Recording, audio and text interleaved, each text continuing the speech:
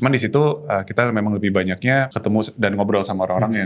Jadi ngobrol, ini Rainer khususnya tuh banyak temen. Aku ingat Rainer ada teman dari Kanada gitu ya. Oh dari Kanada, dari Eropa ya? Dari Kanada yang benar-benar dia setiap hari nempel aja. Oh gitu, jadi ada fan truth, aduh. Jadi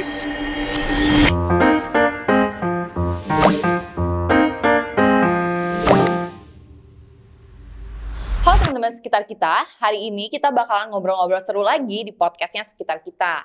Nah kali ini kita akan ngobrolnya topiknya beda nih dari sebelum-sebelumnya. Kalau sebelum-sebelumnya kita ngulik dari satu narasumber aja, tapi kali ini kita langsung nih dari dua internal tim kita gitu ya. Biasanya kita narasumbernya itu eksternal, sekarang internal nih dari organisasi SRA sendiri. Hari ini topiknya bakal beda karena kita akan nyeritain salah satu pengalaman kedua orang teman aku di sini, pengalaman mereka pergi ke Mesir ke salah satu conference terbesar iklim di tahun lalu. Nah, penasaran nggak sih ceritanya? Langsung aja nih, kita tanya aja nih dua orang temanku ini gitu. Halo. Halo. Oke, seru banget. Nah, mungkin dari teman-teman aku ini bisa kenalan dulu kali ya, satu-satu di SRA tuh role-nya apa, sama mungkin ya perkenalan aja kemarin tuh ngapain gitu ya di Mesir. Coba silakan dari Bapak yang dulu lah. Oke. Ya. Selamat siang teman-teman, salam kenal. Aku Rauf dari SRA. Kebetulan di SRA sebagai ketua dari SRA. Oke, halo semuanya. Kenalin, aku Rainer. Aku di sini sebagai wakilnya Rauf. Jadi aku wakil ketua di SRA Indonesia. Oke, nah gitu teman-teman. Jadi kalau misalnya teman-teman tahu nih, biasanya mereka inilah behind the scene dari acara-acara SRA gitu. Nah hari ini kita mau ngulik ceritanya gitu ya tentang pengalaman mereka di salah satu konferensi terbesar iklim nih kemarin. Betul? Betul. Oke, kita mulai. Jadi tolong dong boleh ceritain kemarin tuh agenda climate terbesar iklimnya tuh apa sih? Mungkin teman-teman sekitar kita kan nggak tahu ya agenda terbesarnya tuh apa, bisa dijelasin. Sama mungkin apa tuh peran SRA di sana? Coba silakan. Mungkin apa itu konferensi iklimnya iya, itu betul. Dulu ya? Coba spill. Jadi mungkin nama konferensi iklimnya kalau teman-teman pernah dengar itu namanya COP atau Conference of Parties. Khususnya yang di Mesir kemarin itu ada jilid yang ke-27 gitu. Jadi apa sih COP ini gitu? COP ini adalah perkumpulan atau konferensi yang membahas tentang perubahan iklim terbesar diinisiasi oleh United Nations atau PBB udah 20-an sekian tahun yang lalu ya. Jadi ini udah jilid ke-27 dan setiap tahun itu udah lebih atau udah hampir 200 negara itu diwakili. Dan mereka di situ membahas tentang bagaimana sih negara ini bisa membantu negara ini untuk beradaptasi, untuk mitigasi terhadap perubahan iklim gitu. Jadi mungkin secara umum kayak gitu ya. Cuman lebih dalamnya mungkin Rainer kali ya. Iya, jadi mungkin bahas perannya kali ya. Oke, boleh. Jadi peran dari konferensi itu yang sendiri apa tuh kalau boleh ceritain? Iya, jadi sebenarnya tujuannya itu tadi yang udah dijelasin Rauf. Sebenarnya ini adalah sebuah konferensi ya di mana hampir semua negara itu berkumpul nih ke satu tempat, delegasi-delegasinya untuk membahas target-target dari setiap negara itu untuk mencapai net zero. Jadi net zero itu adalah konsep di mana suatu negara atau seseorang lah ya itu bisa menghasilkan emisi karbon itu sama dengan apa yang dia bisa menyerap emisi karbon sama dengan apa yang dikeluarkan. Jadi kita istilahnya kita nggak mengeluarkan emisi karbon tambahan ke bumi lah, karena kita tahu pengeluaran emisi karbon itu buruk kan. Jadi kita negara-negara ini ngumpul, negara-negara ini membahas kita bisa ngapain nih, kolaborasi apa yang kita bisa bikin, lalu janji-janji apa atau pledges apa yang bisa mereka lakukan untuk mencapai net zero tersebut. Nah jadi itu mungkin tambahan dikit ya tentang si COP itu sebenarnya pentingnya apa sih gitu, kenapa harus ada dikumpulin semua orang dalam satu tempat.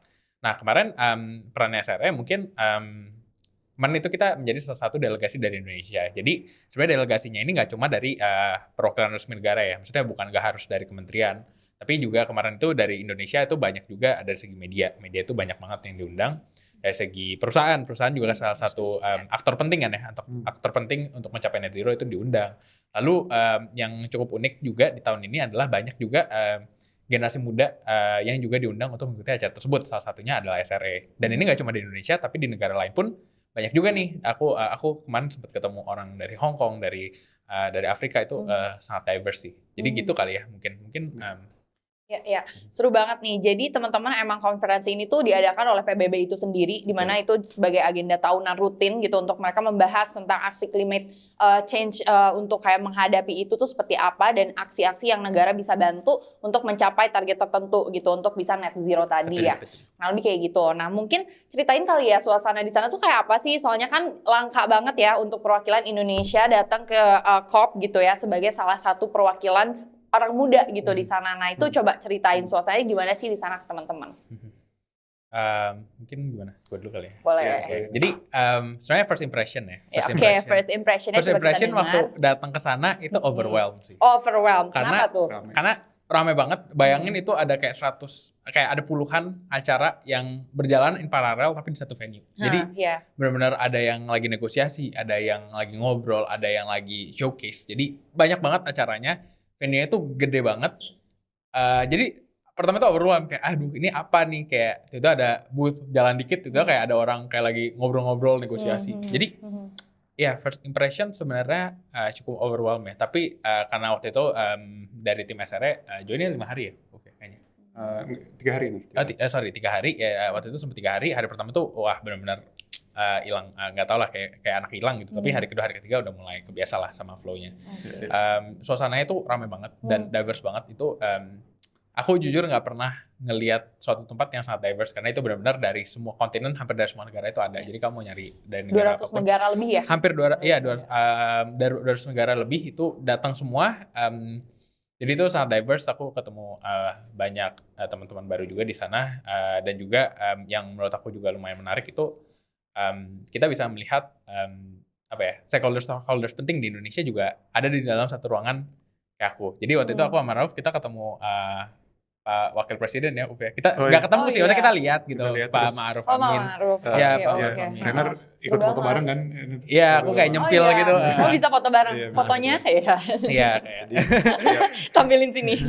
Mungkin sebagai ini ya kayak tambahan, kalau di COP tuh kayak expo gitu. Iya betul. Kayak expo. Banyak showcase ya. Di Jakarta kan sering ada expo kayak di J-Expo gitu dan segala macam. Mungkin ini kayak ya banyak banyak booth gitu. Dan tapi booth ini terdiri dari negara, booth dari perusahaan, booth dari NGO, booth dari kayak koalisi-koalisi. Jadi macam-macam banget. Dan itu tadi bener diverse banget dan orang-orang itu macam-macam banget lah gitu.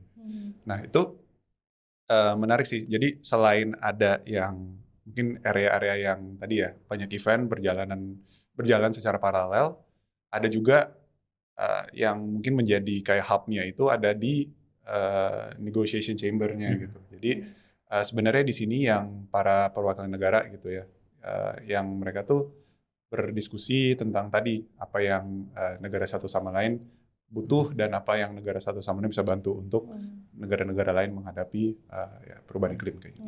Berarti itu overall agendanya itu berapa hari tuh? Berapa hari? 5 hari? Overall agendanya itu dari tanggal 6 November sampai 18 November. Ya, hampir 2 minggu ya. Hampir 2 minggu. Jadi cukup lama dan setiap hari itu ada temanya sendiri ya. Ya aku kalau ditanya tema tuh udah lupa deh. Tapi udah baik banget temanya. Jadi ada suatu hari khusus membahas tentang energi, satu hari khusus tentang misalkan makanan.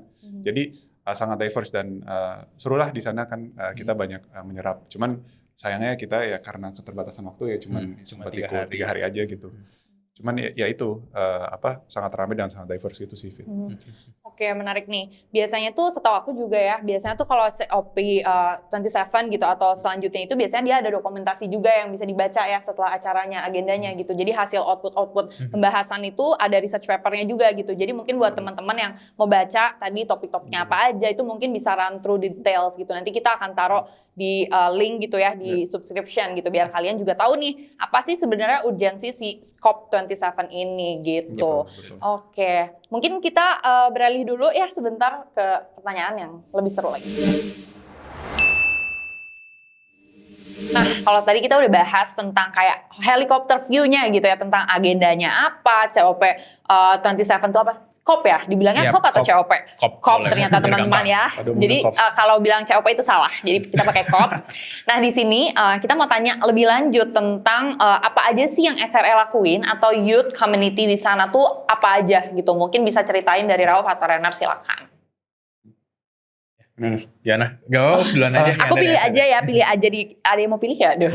Aku pilih aja yang pakai baju hijau kali ya. Oke, siap. Silakan. Jadi kalau untuk SRE sendiri, kebetulan kita dapat acknowledgement letter ya. Jadi kayak surat sponsorship, pengakuan dari Kementerian LHK, dari Kementerian Lingkungan Hidup dan Kehutanan gitu ya.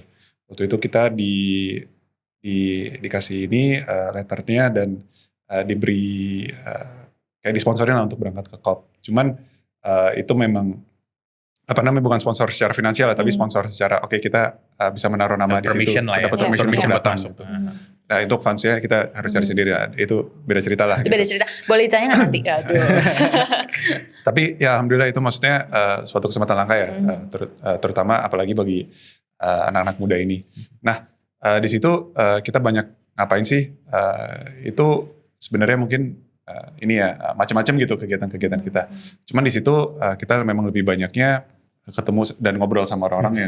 Jadi ngobrol ini Rainer khususnya tuh banyak temen. Aku ingat Rainer ada teman dari Kanada gitu ya. Oh dari Kanada, dari Eropa ya? Dari Kanada yang benar-benar dia setiap hari nempel aja. Oh gitu, jadi ada fan truth, aduh. Jadi ya ada gitu, terus ada kebetulan ketemu juga dengan orang Indonesia juga ya, anak muda Indonesia, tapi betul. Dia bukan mewakili Indonesia ya, dia mewakili ada organisasi lain gitu. Jadi macam-macam. Jadi kita sebetulnya di sana lebih banyak ketemu stakeholder dan mencoba merumuskan program yang kita bisa bawa ke Indonesia gitu sih. Betul. Oke, menarik. Ya sih. Ya kita mungkin nambahin dikit, kita banyak banget coba ngobrol sama orang-orang ya, dan itu sebenarnya insight-nya kita bawa sampai ke Indonesia sih. Jadi kita dapat info, dapat network baru, dan sampai di Indonesia kita langsung nih kayak garap kolaborasi dengan mereka. Apa nih yang bisa kita lakukan gitu.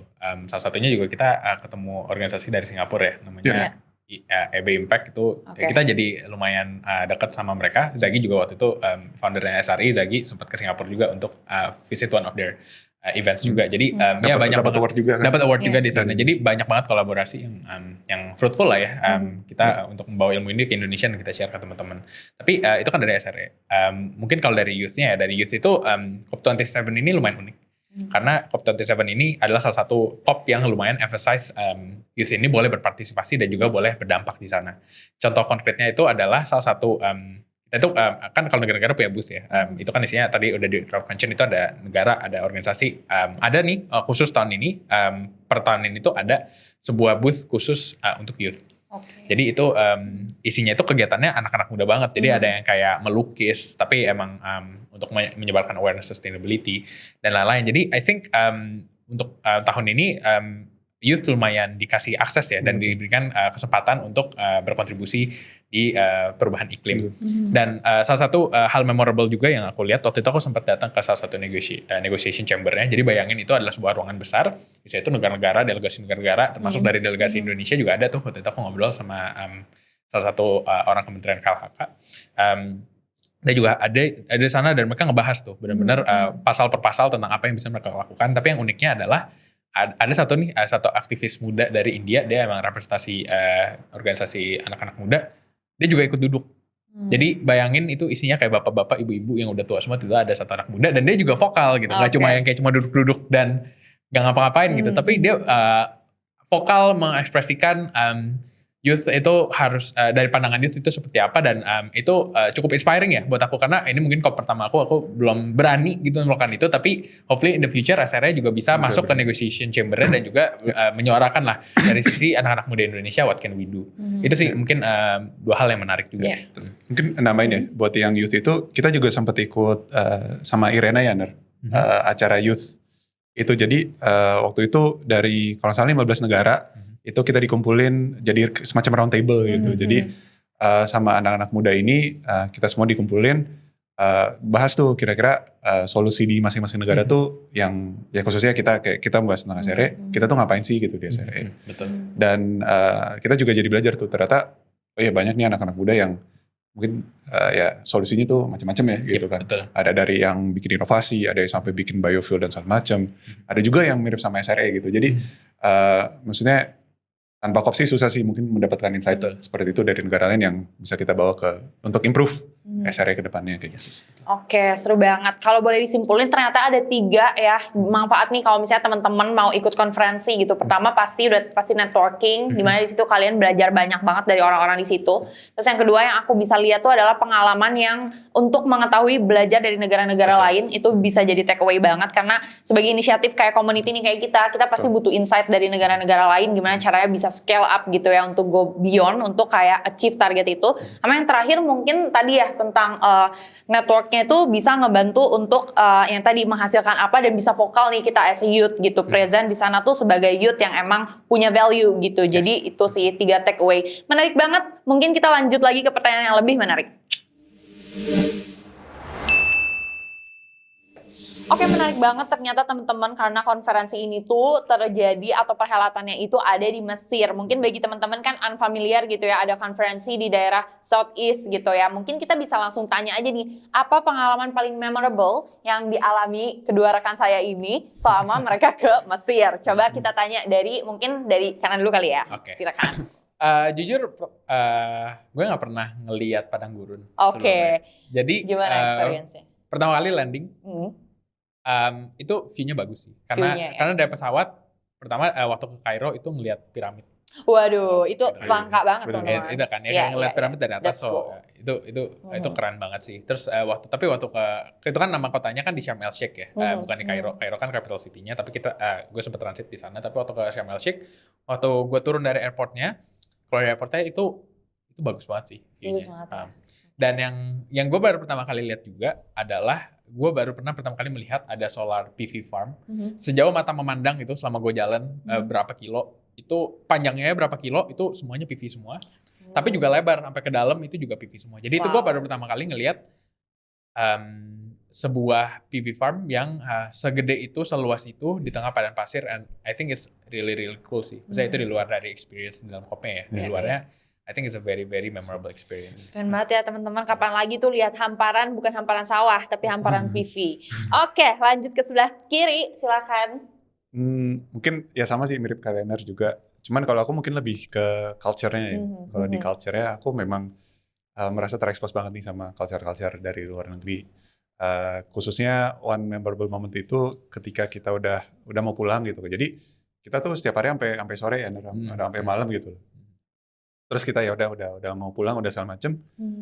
Terus tiba-tiba disamperin sama pavilion, orang dari pavilion Niger gitu, negara di Afrika kan. Tiba-tiba diajak minum teh. Jadi dia memang ada satu booth khusus dia buat ya mengenalkan kulturnya si Niger ini. Jadi dia tuangin teh kayak teh tarik gitu, tapi mungkin rasanya tuh kayak gimana ya rasanya? Rasanya manis gitu atau gimana? Kayak herbal. Kayak herbal gitu kali ya. Jadi kayak sekali shot gitu ya langsung minum, dan minumnya bareng-bareng gitu. Dan katanya orang Niger itu, oke, kita udah minum ini bareng, kita udah menjadi teman selama 40 tahun ya kalau nggak salah ya. Jadi we'll be brothers for the next 40 years. Jadi itu ada artinya. ini ya expose banget sih sama kayak gitu. Jadi lumayan seru lah bisa melihat kayak gitu-gituan.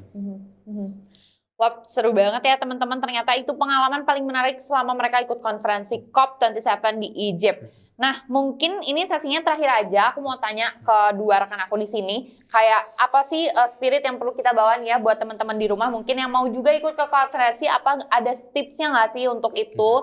Dan mungkin silakan kata-kata terakhir aja kali ya untuk mengakhiri sesi seru-seruan di podcast kali ini. Silakan, mungkin siapapun boleh. Mulai duluan. Mungkin spirit yang mau dibawa ya. Dan tips mungkin ya. Tips ya. Gitu. Mungkin spirit yang dibawa adalah ini adalah suatu tempat di mana kita bisa belajar dan mendapatkan insight baru. Jadi be like a sponge ya, kayak sponge gitu, menyerap segalanya karena itu ilmunya banyak banget, dan to be honest, aku pribadi aku nggak bisa nyerap semuanya. Jadi kayak serap sebanyak-banyaknya, mungkin dari isu yang kamu paling tertarik karena itu benar-benar ada semuanya, segala isu sustainability itu ada. Jadi kamu pilih yang paling kamu suka dan kamu serap semua ilmunya di sana, dan ketemulah orang-orang dan expert yang ada di sana. Dan mungkin tips tambahan juga, I believe dari UA. Jadi ini mungkin nyambung ke tahun ini ya. Jadi kalau teman-teman mau ikut COP tahun ini, I believe ada cara daftarnya, mungkin nanti kita bisa share, dan itu setahu aku itu fully funded dari COP ya, organizer COP tahun ini itu di Dubai ya, di UAE. Jadi ya nanti mungkin kita bisa touch linknya, setahu aku itu ada, mereka bisa provide fully funded dan juga akses ke sana. Jadi teman-teman kalau misalnya mau tertarik bisa banget untuk masuk untuk mendaftar sih. Oke, nanti kita spill ya tips yang lainnya. Lanjut. Ya mungkin ya itu sih karena memang ini menjadi kalau aku sih ngelihatnya sebagai ini learning dan networking opportunity sih lebih khususnya.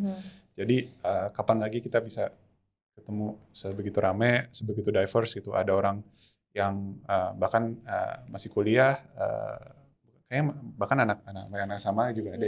Ada anak SMA SMP gitu ada, sampai yang udah S3, udah profesor, udah pinter apa segala macam. Jadi emang kalau memang ada kesempatan buat ke sana, baiknya diambil sih karena kapan lagi bisa merasakan hal seperti itu ya. Dan itu ya tadi tahun ini di Dubai dan menjadi yang ke-28 ini gitu. Jadi setiap tahun tuh ada. Jadi mudah-mudahan nanti teman-teman bisa dapat kesempatan buat suatu saat datang ke COP.